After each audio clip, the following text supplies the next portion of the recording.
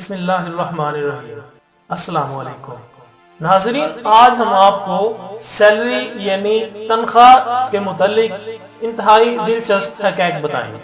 ہم اپنی روزمرہ زندگی میں یہ الفاظ عام سنتے ہیں: سیلری دیر سے ملی، سیلری جلدی ملی، سیلری کم ہے یا سیلری زیادہ ہے، وغیرہ وغیرہ۔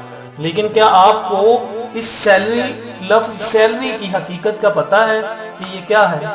ہم آپ کو بتائیں گے اس ویڈیو میں، انتہائی غور سے سنیے گا۔ ناظرین، دنیا میں ایسا وقت بھی گزرا ہے جب نمک یعنی سالٹ کرنسی کی حیثیت رکھتا تھا اور لوگ نمک کی ڈلیاں دے کر کھانے پینے کی اشیاء خریدتے تھے۔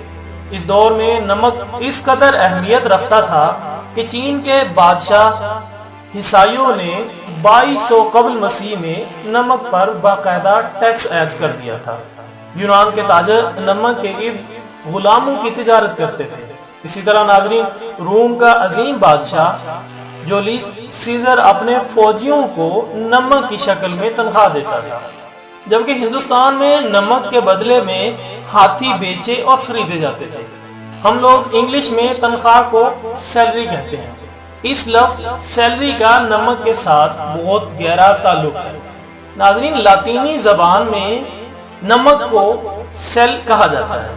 زمانہ قبل مسیح میں غلاموں اور ملازموں کو کام کے بدلے نمک دیا جاتا تھا۔ یہ نمک اس دور میں سلاری کہلاتا تھا اور یہ لفظ آگے چل کر سیلری بن گیا۔ آج آپ کو مہینہ بھر کی محنت کے بعد جو تنخواہ ملتی ہے، اس کی حقیقت تو یہ ہے کہ آپ اسے تنخواہ والی سیلری نہ سمجھیں، کیونکہ مسائل کے مقابلے میں یہ آٹے میں نمک کے برابر ہے۔